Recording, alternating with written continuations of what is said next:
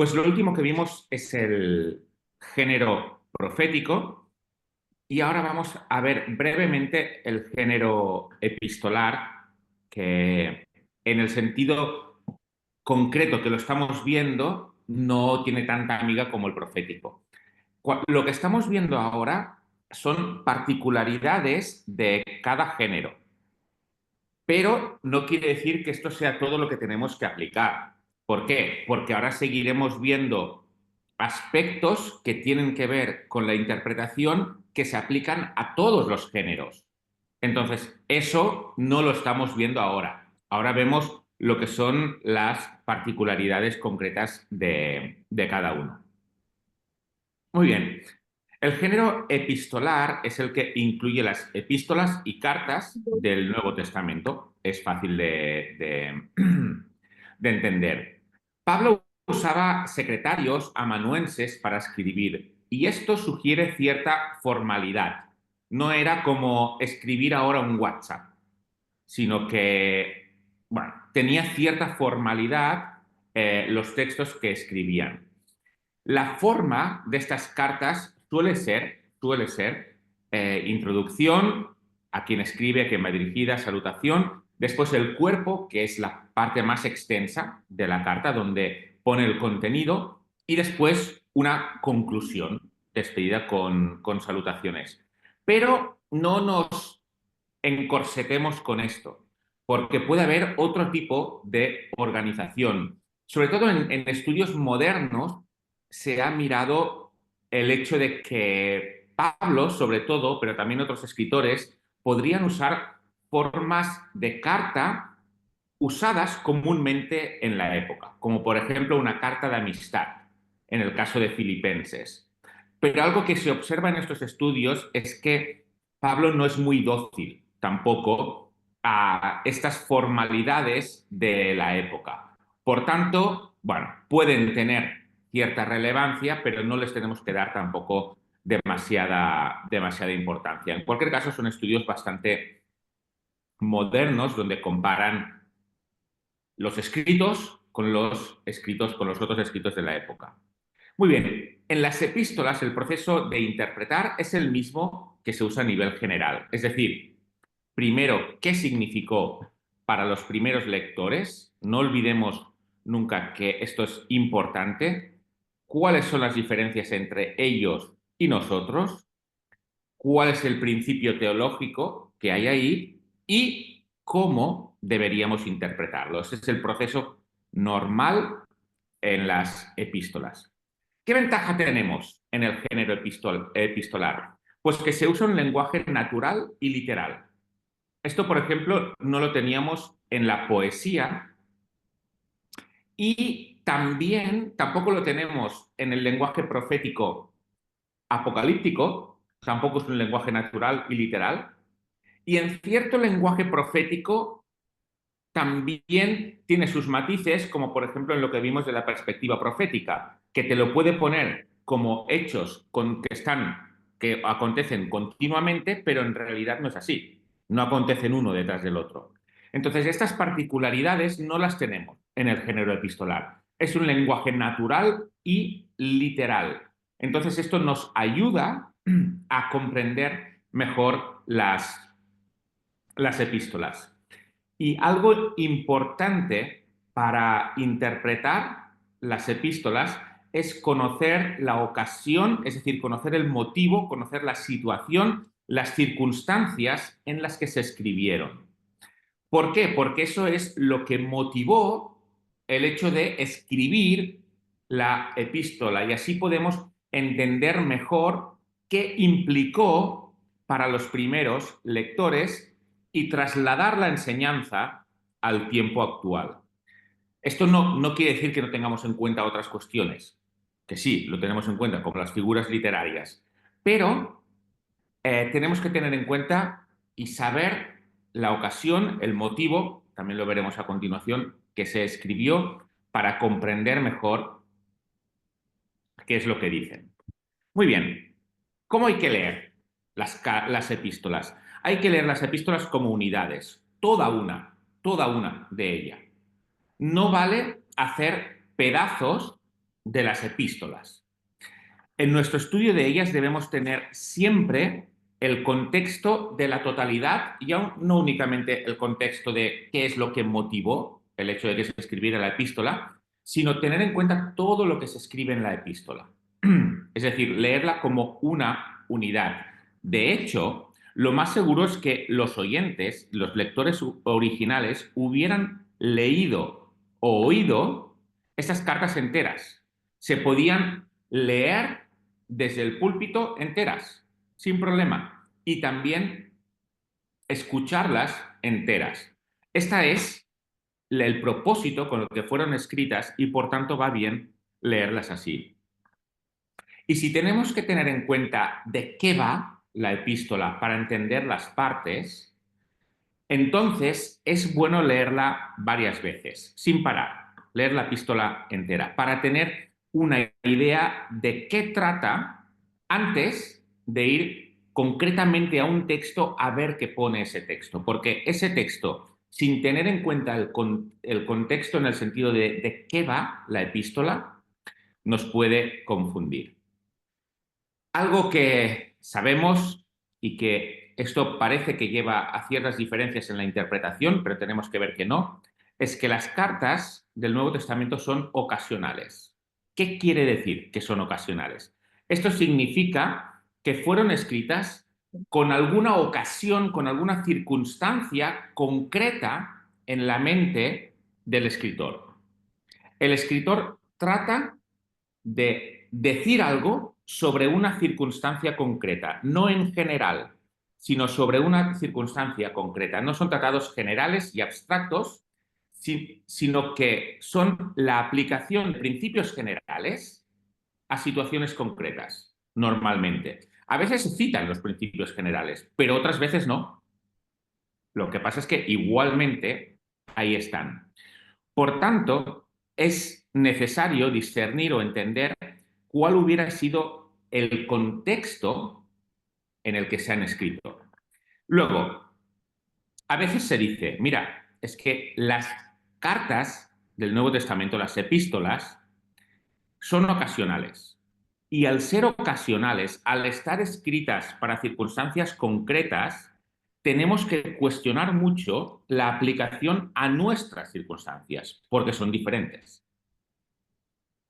Y esto se usa sobre todo si lo que dice la carta no es algo que nos haga mucha gracia. No, no, es que esto fue escrito para esta ocasión, para esta otra o para esta otra. Tenemos que tener en cuenta una cosa, que sean ocasionales no hace que las enseñanzas se limiten a los lectores de la carta. Lo que se debe averiguar es cuál es el principio que se expone y cómo aplicarlo en la actualidad. Pero que sean cartas ocasionales no hace que no sean de aplicación hoy en día. Tenemos que ver el cómo, es cierto. Y esto nos lo dirá el contexto. Pero no desechemos ninguna enseñanza por el hecho de ser ocasional. Fijémonos en algo, ¿eh? Una carta tremendamente ocasional, que es Primera a los Corintios. Lo que dice en el versículo 1 y en el versículo 2 es Pablo, llamado a ser apóstol de Jesucristo por la voluntad de Dios, y el hermano Sóstenes, a la iglesia de Dios que está en Corinto. Carta ocasional. Y si vemos lo que va exponiendo a lo largo de la carta a los Corintios, él va respondiendo a preguntas que le han hecho tanto por carta como a través de unos hermanos, los de Cloé. Son temas totalmente ocasionales. ¿Quiere decir eso que no son de aplicación para nosotros? Fijémonos lo que sigue diciendo Pablo, que es muy, pero que muy importante. Escribe a los de Corinto, ¿verdad? A la iglesia de Dios que está en Corinto, a los santificados en Cristo Jesús y llamados a ser santos. Y miremos lo que dice ahora, ¿eh? Qué importante. Con todos los que en cualquier lugar invocan el nombre de nuestro Señor Jesucristo, Señor de ellos y nuestro. ¿A quién va dirigida? A los que están en Corinto, sí, pero no solo a ellos. a todos los que en cualquier lugar invocan el nombre de nuestro Señor Jesucristo. Pablo tiene muy claro que aunque escriba para circunstancias particulares, lo que él está diciendo es de aplicación para todos. Para todos. Vemos en otras epístolas como él dice, pasad que esta epístola vaya a otras iglesias. Por tanto, no desechemos las enseñanzas de las epístolas con la excusa de que son ocasionales. Son de aplicación para todos. Para conocer el contexto histórico, cultural, ocasional, que sí es importante, particular de los receptores, se puede hacer en las cartas, y va bien hacerlo, lo que se llama lectura espejo. ¿Qué quiere decir lectura espejo? Quiere decir mirar detrás del texto qué es lo que está ocurriendo. Por ejemplo, en 1 Corintios capítulo 7, versículo 1, dice, en cuanto a las cosas que me escribisteis, bueno le sería al hombre no tocar mujer. ¿Aquí qué vemos? Vemos que los de Corinto le escribieron una carta a Pablo con ciertas preguntas. Esto es hacer lectura espejo, ver qué está ocurriendo ahí, ver por detrás. Los de Corinto le están diciendo, le han escrito y le han hecho preguntas en cuanto a las cosas que me escribisteis. Ahora, aquí tenemos que ver si bueno le sería al hombre no tocar mujer es algo que lo dice Pablo o es algo que dijeron ellos. Porque si es algo que dice Pablo, entonces es de aplicación para los corintios y para todos. Si es algo que dijeron ellos, entonces aquí Pablo simplemente está exponiendo lo que ellos dicen y después a su enseñanza, pero lo que ellos dijeron no es algo que sea de aplicación. ¿Entendemos lo que quiero decir? Si Pablo está simplemente citando su carta para luego responder, entonces la cita de la carta no es algo que tengamos que obedecer. Lo que tenemos que obedecer es la enseñanza que él da a raíz de esta cita.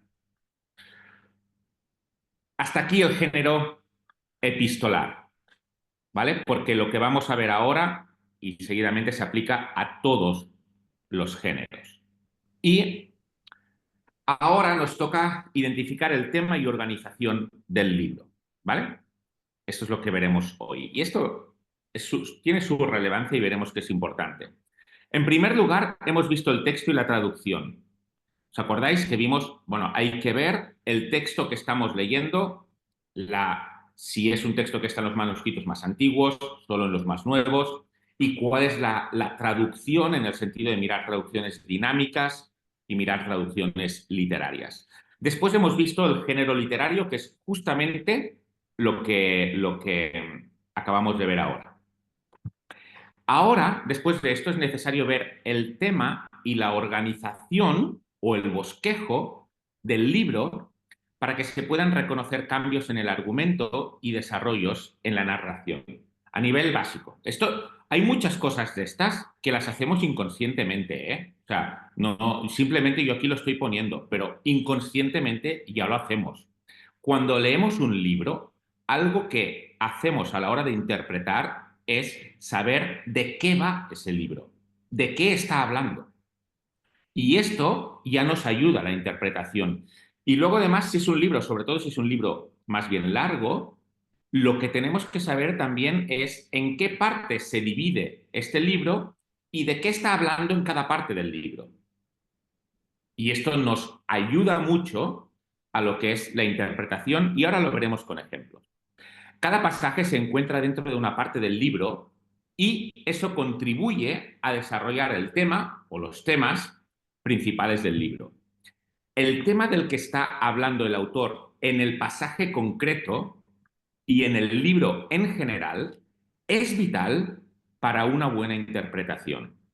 Por ello es necesario identificar el tema, saber el tema general del libro y el bosquejo para conocer los subtemas o apartados y así saber de qué va, de qué está hablando el texto que tenemos delante. El orden debería ser, primero el tema del libro. ¿De qué va este libro? Muy bien. Este libro va, por ejemplo, va de la exposición del Evangelio a una iglesia a la cual Pablo no ha estado nunca, los romanos. ¿Vale?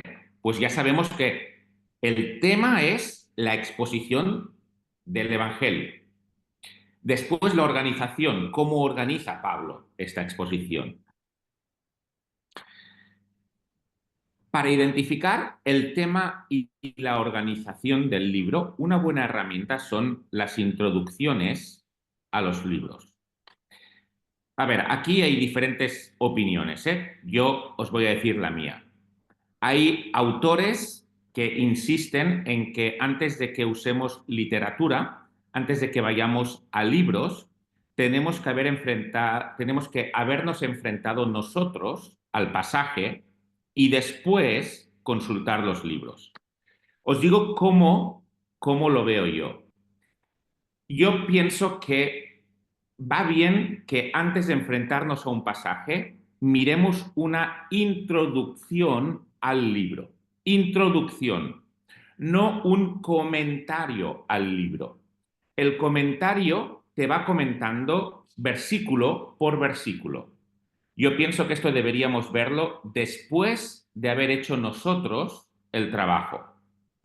Pero la introducción al libro, es decir, lo que te explica la ocasión en la que ha sido escrito, por qué ha sido escrito, qué es lo que estaba pasando ahí, todo esto creo que debemos de verlo antes de enfrentarnos al texto. Y como es algo que normalmente no se saca del mismo libro, no se saca de ahí, entonces debemos de saberlo mediante las introducciones. Por tanto, en mi opinión, un comentario después, para que hagamos nosotros el trabajo. Pero las introducciones a los libros lo debemos leer antes de enfrentarnos al libro.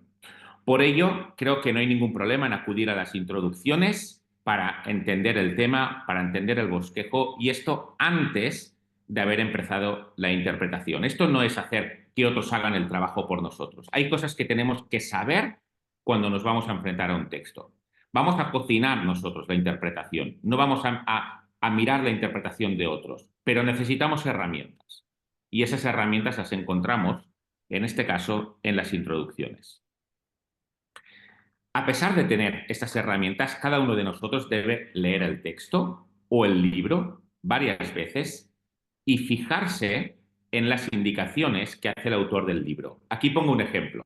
Juan 20:31 indica el propósito por el que se ha escrito el libro. Y ahí dice, estas cosas se han escrito para que creáis que Jesús es el Hijo de Dios. Bien, Juan, gracias.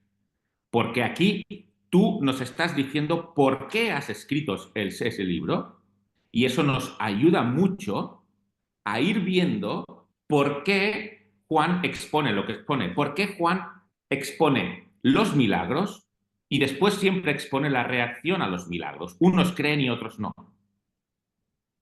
Siempre va haciendo esto. ¿Por qué?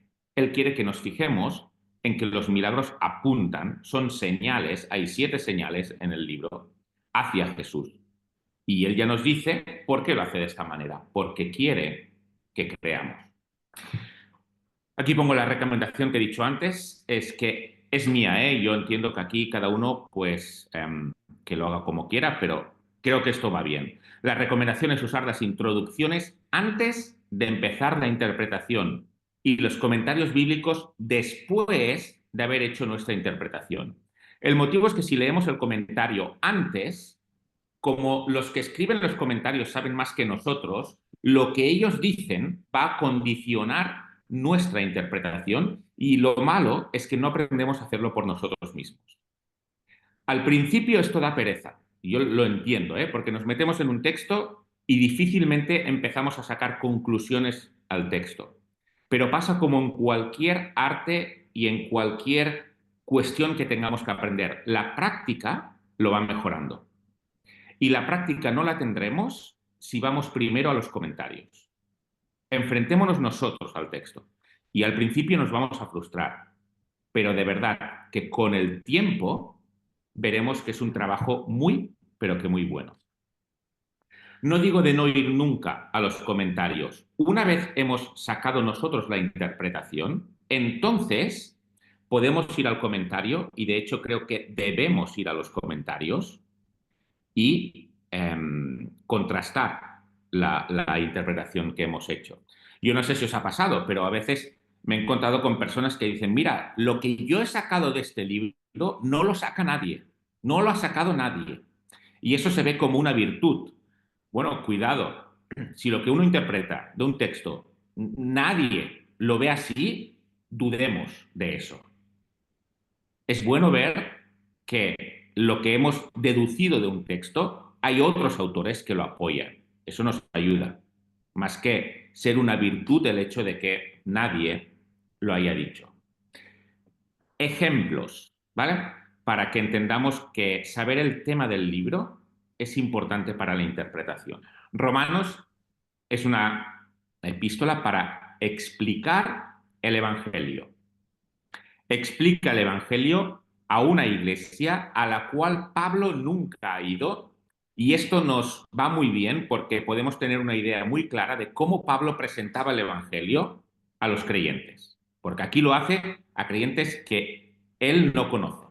Esa iglesia no la fundó él. Santiago, en cambio, habla a un grupo de personas que dicen creer, pero que no lo demuestran con sus hechos. ¿Nos puede ayudar esto a comprender la aparente contradicción entre Santiago 2,14? Hermanos míos, ¿de qué aprovechará si alguno dice que tiene fe y no tiene obras? ¿Podrá la fe salvarle? Respecto a Romanos 3,28, concluimos pues que el hombre es justificado por fe sin las obras de la ley. Estos textos que aparentemente pueden ser contradictorios, algo que nos ayuda a comprender por qué están ahí es el tema, el propósito del libro. En Romanos Pablo está exponiendo el Evangelio a personas que no conocen. ¿Qué es el Evangelio?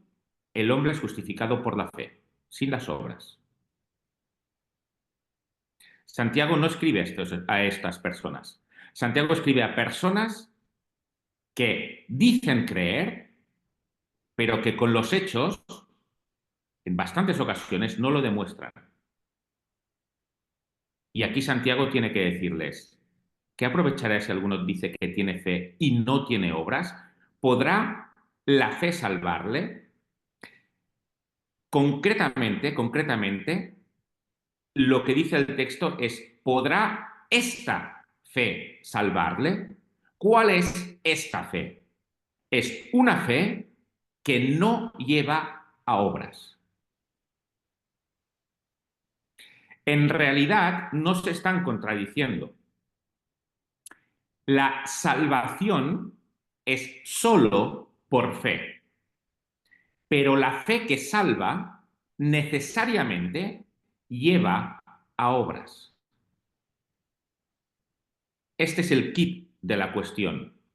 Santiago está enfrentando un problema de personas que dicen creer, pero no lo demuestran, y lo que les está diciendo es, mira, esta fe que tienes, esta fe que dices tener, esta fe que no te lleva a obrar, no salva. Eso es lo que les está diciendo. Porque la fe genuina lleva a las obras. Pablo explicará esto de una manera quizá más concreta, lo voy a leer ahora, en Efesios 2, versículos 8 y 9, vemos mejor esta relación de la salvación con las obras. Aquí dice el texto, porque por gracia sois salvos por medio de la fe. Y esto no de vosotros, pues es don de Dios, no por obras, para que nadie se gloríe. ¿Cómo somos salvos? Solo por medio de la fe. Pero el texto sigue y dice, porque somos hechura suya, creados en Cristo Jesús, para buenas obras, las cuales Dios preparó de antemano para que anduviésemos en ella. ¿Cuál es la relación entre la fe que salva y las obras?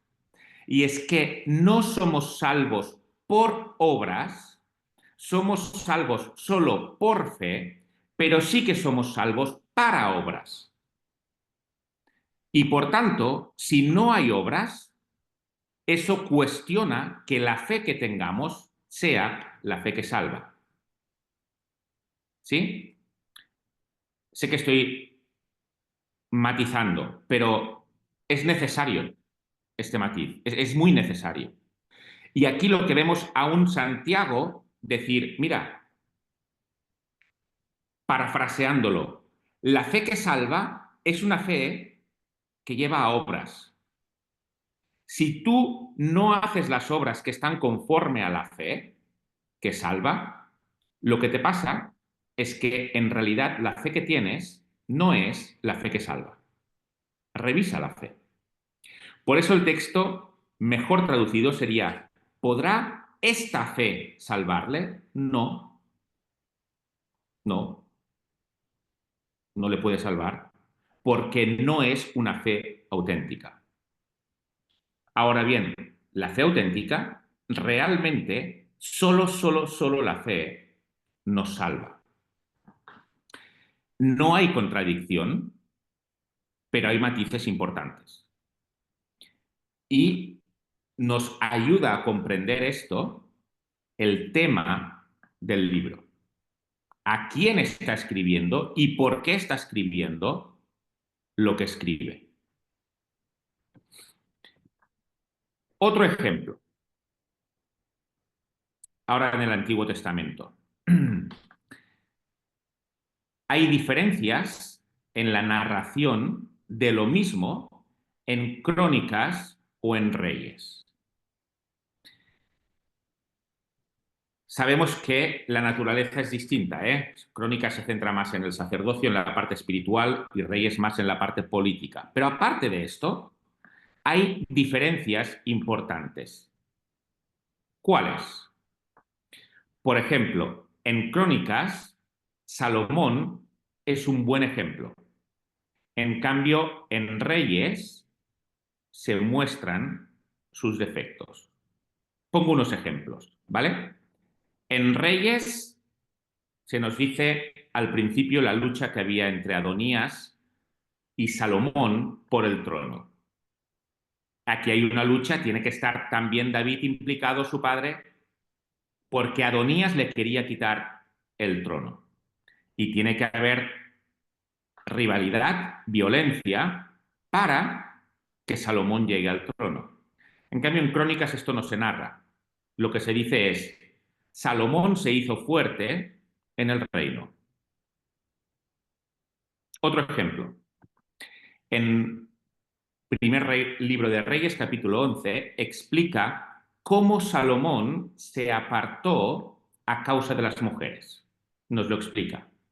En cambio, segundo libro de Crónicas, capítulo 9, deja la imagen de Salomón impecable. Termina con la reina de Saba, que se admira con todo lo que Salomón tiene.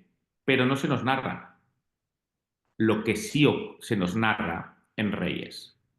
En Crónicas, la imagen de Salomón es muy buena.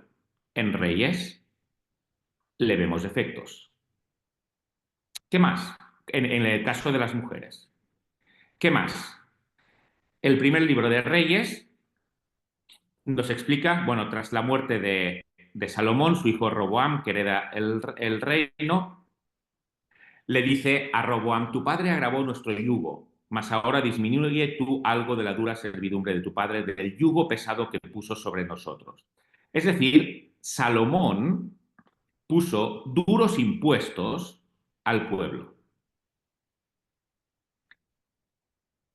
Esto no nos lo narra Crónicas. ¿Qué más vemos aquí en Primero de Reyes 10, 21, 22? Dice, y todos los vasos de beber del rey Salomón eran de oro, y asimismo la vajilla de la casa del bosque del Líbano era de oro fino. Dice, nada de plata, porque en tiempo de Salomón no era apreciada. ¿Qué es lo que está diciendo aquí el autor del libro de Reyes? Lo que estaba diciendo es que con todo lo que acumuló Salomón, provocó una inflación que ni siquiera la plata era cotizada. No es algo bueno, es algo malo. La inflación había provocado que ya la plata no valiera nada. ¿Por qué? Porque el rey tenía en el mar una flota de Tarsis con la flota de Irán. Una vez cada 3 años venía la flota de Tarsis y traía oro, plata, marfil, monos y pavos reales. Aquí Salomón se está enriqueciendo tanto que no está provocando algo bueno. Pero Crónicas no lo narra así. Crónicas dice, segundo libro de Crónicas, capítulo 1, versículo 14-15, dice, y juntó Salomón carros y gente de caballo, tuvo en 1400 carros, los cuales puso en ciudades de los carros con el rey de Jerusalén, y acumuló el rey plata y oro en Jerusalén como piedras y cedro, como cabrahigos de la cefela en abundancia. No lo critica, no le ve nada malo. En cambio, el autor del libro de Reyes, sí. Es un patrón, ¿eh? Esto, igual que el libro de Reyes, expone lo que le pasó con las mujeres, expone la lucha por el reino, expone lo que causó con la riqueza. Crónicas no nos dice nada de eso. Pero no solo eso, sino hay cosas que incluso son más importantes. Manasés fue un rey horrible, con un reinado largo. Presuntamente, esto no lo dice la Biblia, pero presuntamente fue el que mandó a cerrar por la mitad al profeta Isaías. Así que un rey terrible. Pero al final de su reinado, Manasés se convierte y vuelve a Dios. Y de hecho en escritos apócrifos está la oración de Manasés. Seguramente no sería esta, es apócrifo. Pero está la oración de Manasés. Y Crónicas sí nos narra la conversión de Manasés. Aquí dice, por lo cual Jehová trajo contra ellos los generales del ejército del rey de los asirios, los cuales aplastaron con grillos a Manasés y atado con cadenas lo llevaron a Babilonia, mas luego que fue puesto en angustias, oró a Jehová, tu Dios, humillado grandemente en presencia de Dios, del Dios de sus padres, y habiendo orado a él, fue atendido, pues Dios oyó su oración y lo restauró a Jerusalén, a su reino. Entonces reconoció Manasés que Jehová era Dios. Una conversión después de un reino absolutamente desastroso. Pero Reyes no nos narra esta conversión. ¿Por qué hay estas diferencias? Bueno, el propósito y el tema del libro nos ayudan a comprender por qué hay estas diferencias. Y es que Crónicas se escribió después del exilio y se escribe para enseñarnos cómo vivir correctamente delante de Dios para no volver al exilio. Entonces, ¿cómo se vive correctamente delante de Dios? ¿Qué es lo que enfatiza Crónicas? Lo bueno. ¿Es necesario el arrepentimiento para estar bien con Dios? Sí, por eso Crónicas lo narra. ¿Cómo hay que vivir delante de Dios siguiendo el ejemplo de Salomón? Pues siguiendo el buen ejemplo de Salomón, no lo malo. Por eso Crónicas narra lo bueno, pero no lo malo. Porque lo que quiere es enseñar cómo vivir correctamente, respetando el pacto de Dios, para no volver al exilio. Pero Reyes, en cambio, se escribe durante el exilio. ¿Y por qué se escribe? Para que el pueblo entienda por qué han ido al exilio. ¿Qué han hecho que ha provocado el exilio? Por tanto, ¿qué se enfatiza en Reyes? Lo malo, porque el propósito es que comprendan por qué han ido al exilio. Si entendemos cuál es el tema y el propósito del libro, estaremos mucho mejor equipados, preparados para una buena interpretación. Porque el propósito es el que define qué énfasis va a tener el libro, qué cosas va a escribir y qué cosas no es necesario que escriba. Vamos a entender también que Crónicas no pretende manipularnos, Crónicas no pretende blanquear a Salomón ni a ningún rey, sino que Crónicas pretende mostrarnos lo bueno para que lo imitemos, para que el pueblo no vuelva al exilio.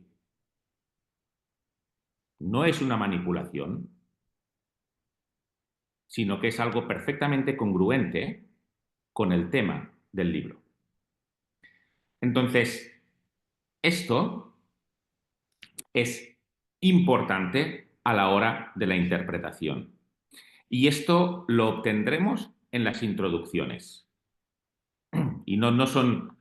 Hay libritos de introducciones, ahora no los tengo aquí porque no estoy en casa, pero hay libritos de introducciones cortos y buenísimos, pero buenísimos. Y esto nos va a ayudar mucho a la interpretación.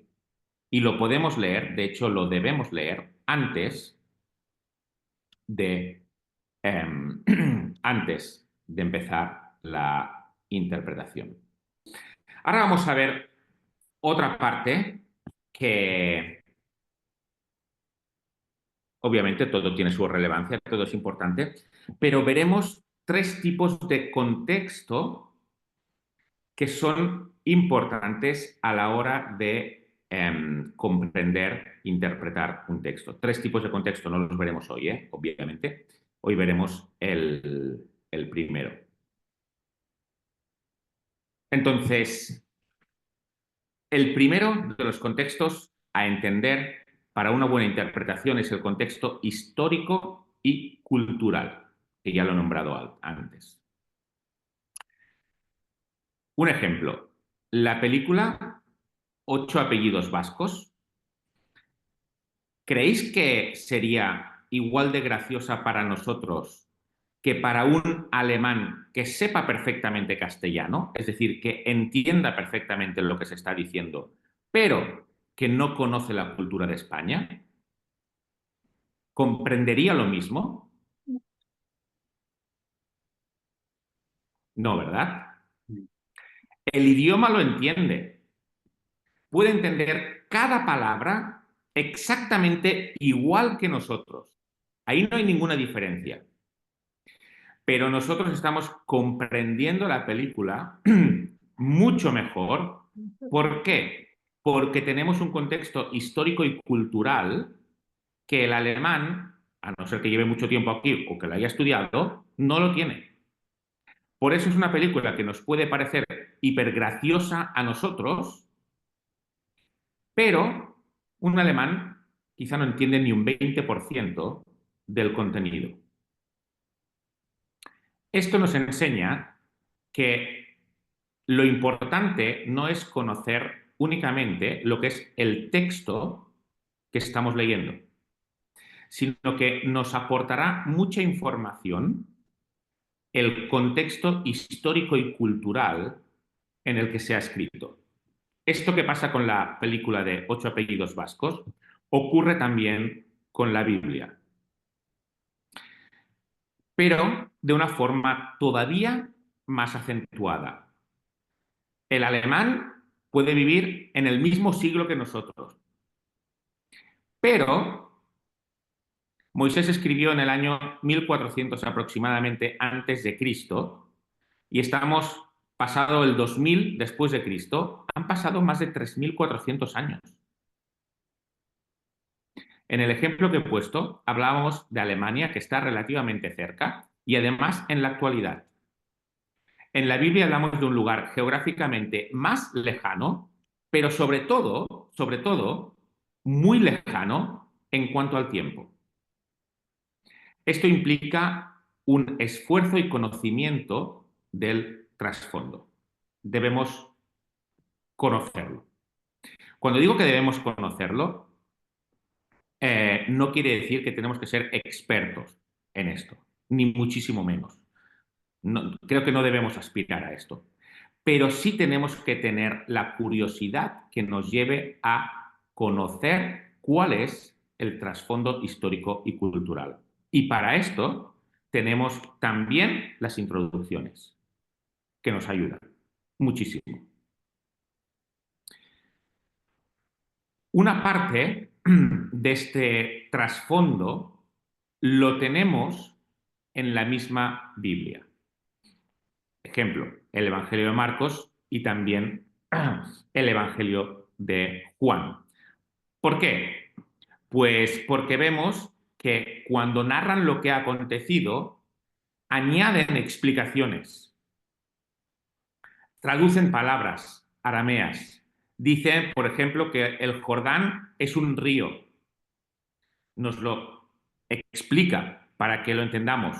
Cuando los fariseos explican, porque los fariseos preguntan por qué Jesús ha hecho esto y sus discípulos no se lavan las manos, Marcos explica que no es una cuestión de higiene, sino que de alguna ceremonia religiosa, es una ceremonia religiosa establecida por los fariseos.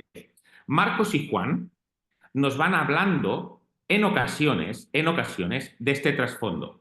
Y Juan añade también explicaciones. Esto lo dicen por tal, porque los judíos piensan que tal.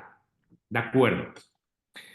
Este trasfondo a veces lo tenemos en el mismo libro, pero no siempre, no siempre es así. Entonces, normas para el uso correcto del contexto histórico y cultural. Asegurar que el material, en cuanto al contexto que tenemos, sea aplicable al texto que se está tratando. ¿Por qué? A veces el contexto en un mismo libro es diferente en diferentes secciones del libro. Un ejemplo clásico, ¿eh? Bueno, clásico, no sé si lo pone aquí. Ah, sí, es el siguiente, perdón. Hechos del 1 al 12 es contexto judío. Está hablando de la parte de Jerusalén. El resto, la mayor parte no. Cuando Pablo se convierte en el capítulo 9, cuando a partir del capítulo 13 empieza sus viajes misioneros, él se va al mundo gentil. Se va a un entorno griego y romano. Entonces, dentro del mismo libro de Hechos, el contexto histórico y cultural varía. No podemos pensar que es uno solo y aplicar lo mismo a los primeros capítulos que, por ejemplo, cuando Pablo está en Antioquía o en Atenas. Entonces, tenemos que considerar esto. Mateo escribe a los judíos y en un contexto judío, y de hecho, por eso empieza con la genealogía. Pero fijémonos cómo empieza la genealogía. Mateo empieza la genealogía en Abraham, que es lo que les importa a los judíos, porque lo que quiere es demostrar que este Mesías es el Mesías que ellos estaban esperando. Pero Juan no escribe para este contexto judío, a pesar de que él lo era. Por eso añade explicaciones que Mateo no. Marcos escribe para los romanos, Lucas para los griegos. Entonces, el contexto no es siempre el mismo en el mismo libro y tenemos que tener en cuenta de que lo que decimos del contexto sea aplicable a lo que estamos viendo. Pongo un ejemplo que a veces no sé, lo he escuchado. Pablo está encarcelado cuando escribe la carta a los filipenses, colosenses, efesios. Y a veces se explica el hecho de que Pablo, encarcelado, en una cárcel, yo lo he visto esto escrito, y explicado, una cárcel lúgubre, hundido ahí, pero en cambio está hablando del gozo en Filipenses. Bueno, cuidado, que el contexto de Pablo ahí, aunque esté encarcelado, no es el mismo contexto de segunda Timoteo, que también está encarcelado. Las circunstancias son muy diferentes. Cuando escribe Filipenses, está en un arresto domiciliario y sabe que va a salir, está convencido que va a salir. Cuando escribe segunda Timoteo, no, él sabe que lo van a matar y está muchísimo peor. Entonces, no apliquemos el mismo contexto en libros que pueden parecer que se refieren a lo mismo, pero en realidad es muy diferente. Segundo punto, dejar que el texto tenga preferencia sobre el trasfondo histórico y cultural. El texto es lo importante, no el trasfondo, por necesario e interesante y espectacular que pueda ser. El trasfondo está para iluminar, pero no para ponerse por encima. Esto quiero subrayarlo. Es muy importante. ¿Por qué? Porque en ocasiones, para la interpretación,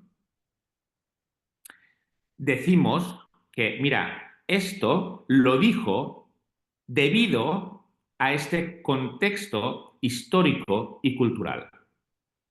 Pero ahora tenemos otro contexto histórico y cultural, por tanto, no se aplica lo mismo. Error, error. Lo hemos visto en las primeras clases. No debemos desechar ninguna enseñanza porque sea cultural, ni tampoco porque esté referida a cierto marco cultural. No debemos desecharlas. Lo que tenemos que ver es cómo aplicar esto a nuestra cultura, pero no desechar la aplicación porque tenga una explicación cultural. Aquí lo dejaremos, ¿eh? La próxima vez seguiremos.